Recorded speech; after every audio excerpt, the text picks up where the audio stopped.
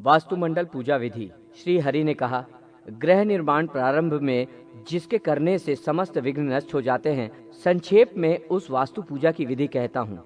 ये पूजा ईशान कोण से प्रारंभ होकर 81 पद वाले मंडप के अंतर्गत पूर्ण की जानी चाहिए। इस मंडल के ईशान कोण में वास्तु देवता का मस्तक होता है। नैऋत्य कोण में उनके दोनों पाद तथा अग्नि और वायु कोण में दोनों हाथ होते हैं। आवास अर्थात भवन, ग्रह आदि, नगर, ग्राम, व्यापारिक पद, प्रासाद, उद्यान, दुर्ग, देवालय तथा मठ आदि के निर्माण में वास्तु देवता की स्थापना एवं पूजा करनी चाहिए। 22 देवता ब्रह्म भाग में तथा 13 देवता अंतः भाग में अवस्थित रहते हैं, यथा ईश, शिखी, पर्जन्य, जयंत, कुलिशायुध, सूर्य, सत्य, भृगु, आकाश, वायु, पूषा, वितथ, ग्रह क्षेत्र, यम, गंधर्व, भृगुराज, मृग, पितृगण, दौवारिक, सुग्रीव, पुष्पदंत, गणाधीप, असुर, शेष, पाप, रोग, अहिमुख, भल्लाट, सोम, सर्प, अदिति तथा दिति ये वास्तुमंडल के बाह्य देव हैं। इन बाह्य देवों का पूजन करके बुद्धिमान व्यक्ति को चाहिए कि वो ईशान आदि चारों कोणों पर स्थित देवताओं की पूजा करे। यथा ईशान कोण में आप, जल, अग्नि कोण में सावित्री, नैऋत्य कोण में जय और वायु कोण में रुद्रदेव की पूजा करें। 9 पद परिमाप के मध्य में ब्रह्मा की पूजा करनी चाहिए और उनके समीप ही अन्य 8 देवताओं का भी पूजन करें। पूर्वाधिक क्रम से उन पूजनीय देवों के नाम इस प्रकार हैं: अयरमा, सविता, विवस्यान, विदुधादिप, मित्र, राजयश्मा, पृथ्वीधर और अपवत्स। ये 8 देव हैं जो ब्रह्मा के चारों ओर मंडलाकार स्थित हैं। दुर्ग निर्माण में ईशान कोण से नैऋत्य कोण पर्यंत सूत्र द्वारा दिया गया रेखांकन वंश कहा जाता है और अग्नि कोण में जब वायु पर्यंत दूसरी रेखा खींची जाती है तो वो वंश रेखा दुर्धर रेखा कहलाती है। वंश रेखा पर ईशान कोण से अदिति, दुर्धर योग, बिंदु पर हिमवंत, नैऋत्य कोण अर्थात वास्तुमंडल के अंतिम नैऋत्य बिंदु पर जयंत के पूजन का विधान है। तत्पश्चात दुर्धर रेखा के प्रारंभ में अग्नि कोण पर नायिका तथा अंतिम छोर वायु कोण पर कालिका देवी की पूजा करनी चाहिए। तदनंतर शुक्र अर्थात इंद्रदेव से लेकर गंधर्व पर्यंत उक्त वास्तु देवों की पूजा करके भवन निर्माण का कार्य प्रारंभ करना चाहिए। वास्तु भवन के सम्मुख भाग में देवालय, अग्नि कोण में पाकशाला, पूर्व दिशा में यज्ञ मंडप, ईशान में काष्ठ या प्रस्तर से बनी पट्टिकाओं के द्वारा घिरा हुआ सुगंधित पदार्थों तथा पुष्पों को रखने का स्थान, उत्तर दिशा में भंडारागार, वायु कोण में गौशाला, पश्चिम दिशा में खिड़की तथा जलाशय, नैऋत्य कोण में समिधा, कुश, ईंधन तथा अस्त्र शस्त्र का कक्ष, दक्षिण दिशा में सुंदर शैया, आसन, पादुका, जल, अग्नि, दीप और सज्जन भृत्यों से युक्त अतिथि गृह का निर्माण करना चाहिए। ग्रह के बीच समस्त रिक्त भाग में कूप, जल सिंचित कदली ग्रह और 5 प्रकार के पुष्प पादपों को सुनियोजित करें। भवन के बाह्य भाग में चारों ओर 5 हाथ ऊंची दीवार बनाकर वन और उपवन से आच्छादित भगवान विष्णु का मंदिर बनाना चाहिए। इस मंदिर के निर्माण कार्य के प्रारंभ में 64 पद का वास्तुमंडल बनाकर वास्तु देवता की विधिवत पूजा करें। उक्त रीति के अनुसार वास्तुमंडल के मध्य भाग में 4 पद के मंडलागर्त ब्रह्मा तथा उनके समीपस्थ प्रत्येक 2 पद पर अर्यमादि 8 देवों की पूजा करनी चाहिए। तदनंतर कर्ण भाग पर कार्तिकेय आदि की पूजा करके दोनों ओर पार्श्व बिंदुओं पर 2-2 पदों की दूरी में स्थित अन्य पार्श्व देवों का पूजन करें। तत्पश्चात वास्तुमंडल के ईशान आदि कोणों पर क्रमशः चरकी, विदारी, पूतना और पाप राक्षसी नामक देव शक्तियों की पूजा करनी चाहिए। उसके बाद ब्रह्म भाग में हेतुक आदि देवों का पूजन करें। इनके नाम हेतुक, त्रिपुरांतक, अग्नि, वेताल, यम, अग्निजिह्वा, कालक, कराल और एकपाद हैं। उनकी पूजा करने के पश्चात ईशान कोण में भीम रूप, पाताल में प्रेत नायक, आकाश में गंधमाली तथा उसके बाद क्षेत्रपाल देवों की पूजा करनी चाहिए। यथा साध्य वास्तु संकुचित या विस्तृत क्षेत्रफल की राशियों को वसुओं की संख्या अर्थात 8 से पहले भाग दें, उसके बचे हुए शेष भाग को यम माने। पुनः उक्त वास्तु राशि को 8 से गुणा करें। जो गुणनफल हो उसका रक्ष भाग अर्थात 27 से भाग दें। जो शेष हो उसे ऋक्ष या नक्षत्र राशि कहते हैं। जो भागफल है वो अपव्यय कहलाता है। इस ऋष राशि को 4 से गुणा करके गुणनफल में से 9 से भाग दें। जो शेषांश हो उसका नाम स्थिति है। इस स्थिति अंक पर वास्तुमंडल का निर्धारण करना चाहिए, ऐसा देवल ऋषि का अभिमत है। उक्त वास्तु राशि को 8 से गुणा करके जो गुणनफल हो उसे पिंड कहते हैं। उस पिंड को 60 से भाग देना चाहिए। जो शशांश हो उसके द्वारा ग्रह स्वामी के जीवन मरण और परिजनों के विनाश का निर्धारण होता है। मनुष्य को चाहिए कि वास्तुमंडल के मध्य ही सदा ग्रह का निर्माण करे, उसके पृष्ठ भाग में न करे। इसी प्रकार वास्तुमंडल के वाम पार्श्व में भी ग्रह निर्माण करना उचित नहीं है, क्योंकि वाम पार्श्व में वास्तुदेव सोए रहते हैं। अतः इसमें ग्रह निर्माण नहीं करना चाहिए। सिंह, कन्या तथा तुला राशि रहने पर उत्तर दिशा के द्वार का शोधन करें और उसी प्रकार वृक्षादि अन्य राशियों के रहने पर पूर्व, दक्षिण तथा पश्चिम द्वार का शोधन करना चाहिए, क्योंकि भाद्रपद, आश्विन तथा कार्तिक मास में पूर्व दिशा में मस्तक, उत्तर दिशा में पृष्ठ, दक्षिण दिशा में क्रोड और पश्चिम दिशा में चरण फैलाकर वास्तुनाग सोए रहते हैं। अतः उत्तर दिशा का द्वार इस काल से प्रशस्त होता है। वृश्चिक, धनु एवं मकर राशि अर्थात मार्गशीर्ष, पौष और माघ में वास्तुनाग का सिर दक्षिण, पृष्ठ पूर्व, क्रोड पश्चिम और पैर उत्तर दिशा में रहता है, जिससे उस समय पूर्व दिशा का द्वार शोधन उचित है। कुंभ, मीन तथा मेष राशि अर्थात फाल्गुन, चैत्र तथा बैसाख मास में वास्तुनाग का मस्तक पश्चिम तथा पृष्ठ दक्षिण तथा पैर उत्तर पूर्व दिशा में रहता है। अतः दक्षिण दिशा के द्वार का शोधन इस काल में श्रेयस्कर है। इसी प्रकार वृषभ, मिथुन और कर्क राशि अर्थात ज्येष्ठ, आषाढ़ तथा श्रावण मास में वास्तुनाग का सिर उत्तर, पृष्ठ पश्चिम, क्रोड पूर्व और पैर दक्षिण दिशा में रहता है। उस समय पश्चिम द्वार का शोधन करना उचित होता है। वास्तु के विस्तार के अनुसार आधे भाग में द्वार का निर्माण करना चाहिए।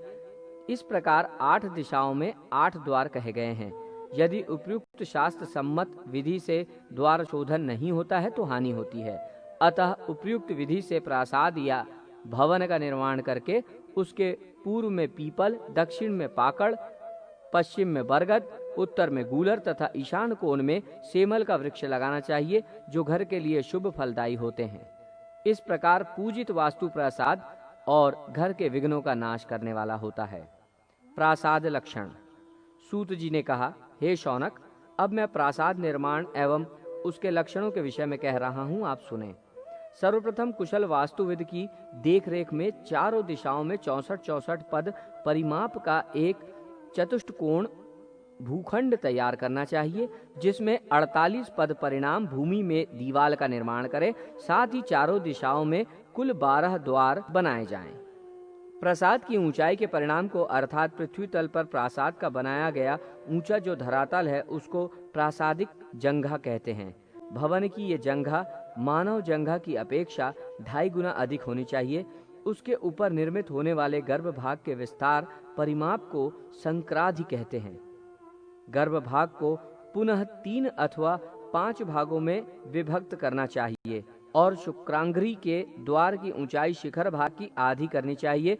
4 शिखर बनाकर उसके तीसरे भाग पर वेदी बंधन करें। उसके चतुर्थ भाग पर पुनः प्रसाद के कंठ भाग का निर्माण करना चाहिए अथवा भवन का निर्माण करने के लिए भूमिखंड को समान 16 भागों में विभक्त करके उस 16वें भाग के चतुर्थ भाग के मध्य में गर्भगृह का निर्माण करवाएं। बचे हुए 12 भाग में भित्ति का निर्माण करें। चतुर्थ भाग की ऊंचाई के अनुसार ही अन्य भित्तियों की ऊंचाई का परिणाम निश्चित करना चाहिए। भित्ति की ऊंचाई के मान की अपेक्षा शिखर की ऊंचाई दुगनी होनी चाहिए। मंदिर के चारों ओर बनाने वाले प्रदक्षिणा भाग का विस्तार शिखर भाग की ऊंचाई के मान का चतुर्थांश होना चाहिए। बुद्धिमानों को चाहिए कि वे उस देव प्रासाद में चारों दिशा में निर्गम बाहर निकलने के लिए द्वार रखें। गर्भगृह के चातुर्दिक भित्तियों में प्रत्येक भित्ति का 5 भाग करके उसके मध्य के 5वें भाग में द्वार लगाना चाहिए। ऐसा ही गर्भ के प्रत्येक द्वार का मान वास्तुविद विद्वानों ने निर्धारित किया है।